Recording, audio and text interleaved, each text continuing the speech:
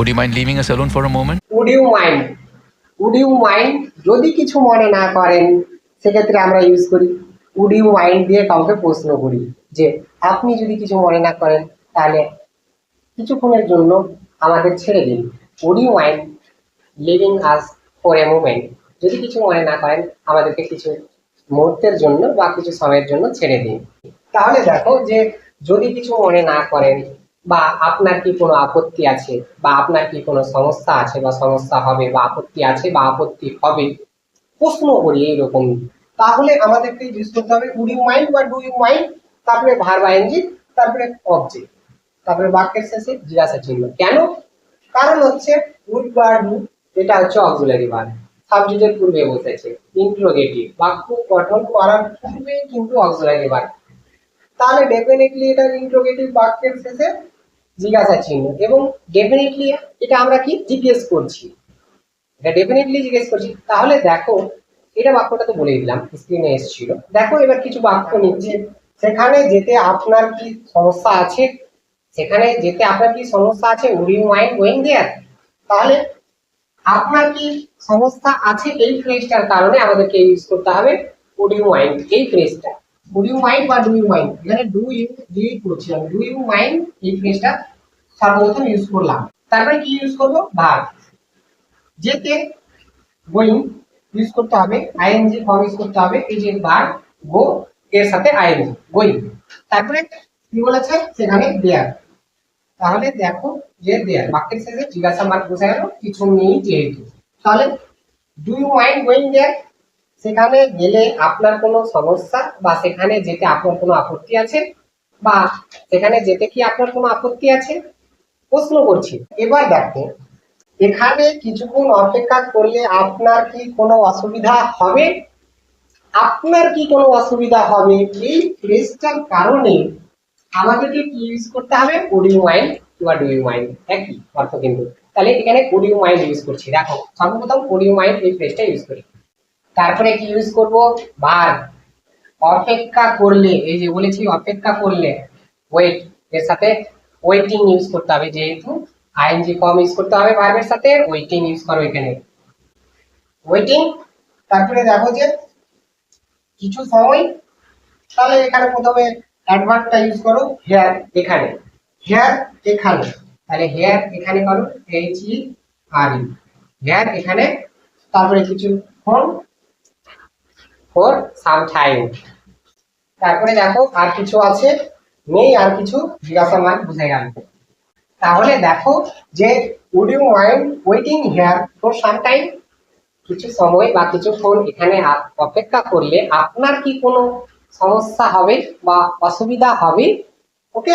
তাহলে would you mind দিয়ে আমরা প্রশ্ন করি যে এবার দেখো যদি কিছু মনে না করেন বা যদি কিছু মনে না করেন দিয়ে কিছু বাক্য নিই, চলো দেখো এই বাক্যটা, যদি কিছু মনে না করেন আমাকে একটা কলম দিবেন, যদি কিছু মনে না করেন আমাকে একটা কলম দিবেন, কলম মানে কি, পেন, বলছি জিজ্ঞেস করছি তার কাছে, চাইছি যে যদি কিছু মনে না করেন আমাকে একটি কলম দিবেন, ওকে।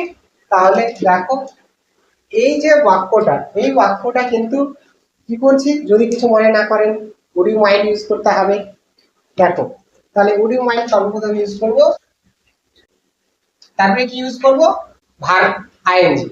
তাহলে ভার্ব আইএনজি কি এখানে দেওয়া, এই যে যদি কিছু মনে না করেন এই ফ্রেজটার কারণে উড ইউ মাইন্ড হয়ে গেল একটা কলম দিবেন, ভার্ব হচ্ছে এখানে দেওয়া, তাহলে গিভ আইএনজি ফর্ম গিভিং, তাহলে গিভিং, তাহলে কি হলো উড ইউ মাইন্ড গিভিং কাকে, মি, আমাকে, অবজেক্ট হচ্ছে মি, আমাকে কি একটি কলম, এ পেন, এ পেন, জিজ্ঞাসা মার্ক। তাহলে দেখো would you mind giving me a pen, যদি কিছু মনে না করেন আমাকে একটি কলম দিন। এবার দেখো যদি এখানে আমরা ভার্বের সেকেন্ড ফর্ম ইউজ করি, ভার্বের সেকেন্ড ফর্ম ইউজ করি, তাহলে কিন্তু এখানে আমাদেরকে সিম্পল পাস্ট একটি বাক্য গঠন করতে হবে, আর যখনই একটি বাক্য গঠন করব তখন দুইটি বাক্যকে লিঙ্ক করতে হবে, আর লিঙ্ক করলে একটি লিঙ্কিং ওয়ার্ড ইউজ করতে হবে। তাহলে এখানে লিঙ্কিং ওয়ার্ড আমরা ইউজ করব if, if linking word use করলাম, তারপরে কি ইউজ করব, সিম্পল পাস্ট বলেছি সাবজেক্ট, তারপরে ভার্ব টু ইউজ করব বলেছি, তারপরে অবজেক্ট, তারপরে এখানে জিজ্ঞাসা মান বসবে যেহেতু বাক্যটা ইন্ট্রোগেটিভ, এই যে প্রথমে ইন্ট্রোগেটিভ রয়েছে তাই বাক্যটা ইন্ট্রোগেটিভ এর চিহ্ন বসবে শেষে।